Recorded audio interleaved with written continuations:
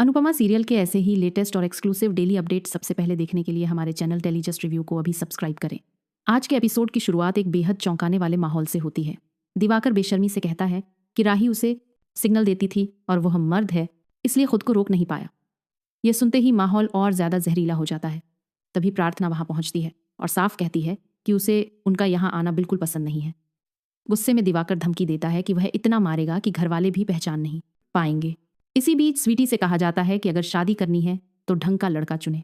हर इंसान को एक साथी और परिवार की जरूरत होती है। तभी पाखी कहती है कि उसे बस यही कहना है जिसमें उसकी खुशी है, वही उसकी जिंदगी है। वह सबको चौंकाते हुए ऐलान करती है कि दिवाकर उसका होने वाला पति है और अनुपमा का होने वाला दामाद। यह सुनते ही अनुपमा दिवाकर का कॉलर पकड़ लेती है और गुस्से में चिल्लाती है कि उसे उस दिन छोड़कर बहुत बड़ी गलती की।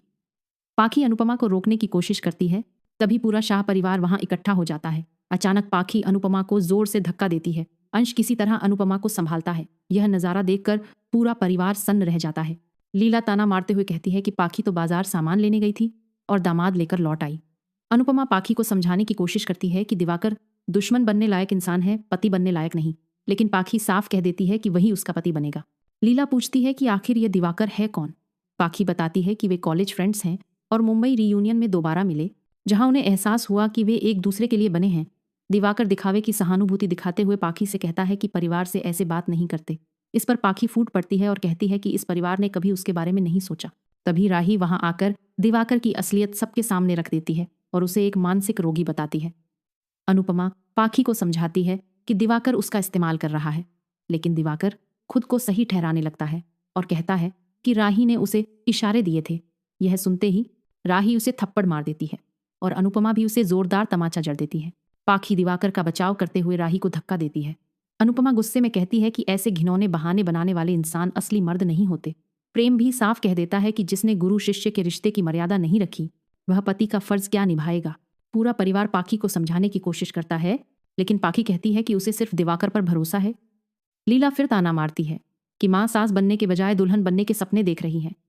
अनुपमा भावुक होकर पाखी को बताती है कि वह सिर्फ उसकी मां नहीं, उसकी पूरी जिंदगी का हिस्सा है। पाखी रोते हुए कहती है कि उसने हमेशा दूसरों के लिए जिया है, अब अपने लिए जीना चाहती है। दिवाकर उसकी तन्हाई समझ सका जो परिवार नहीं समझ पाया। अनुपमा समझाती है कि पाखी गलत नहीं है, लेकिन यह आदमी गलत है। जल्दबाजी में लिया गया फैसला जिंदगी बर्बाद कर सकता है। तभी ईशानी आती है और कहती है कि अगर अनुपमा कह रही है कि यह इंसान गलत है तो वह जरूर गलत होगा। लेकिन इसके बावजूद पाखी आखिरी फैसला सुना देती है। वह दिवाकर से शादी करेगी, चाहे कोई माने या नहीं। दिवाकर अनुपमा के सामने घुटनों पर बैठकर गिड़गिड़ाता है, लेकिन अनुपमा उसे घर से निकल जाने को कह देती है। पाखी सबको ताना मारते हुए दिवाकर का हाथ पकड़कर वहां से चली जाती है। पूरा परिवार स्तब्ध रह जाता है। एपिसोड के आखिर में अनुपमा को डर सताने लगता है कि कहीं पाखी बिना बताए शादी न कर ले। आने वाले एपिसोड में बड़ा फैसला होने वाला है जो सबकी जिंदगी बदल सकता है। आप क्या सोचते हैं? क्या पाखी को दिवाकर से शादी करनी चाहिए या अनुपमा सही है? कमेंट में जरूर बताइए। ऐसे ही रोजाना धमाकेदार टीवी सीरियल अपडेट्स के लिए चैनल को सब्सक्राइब करें। Daily just review.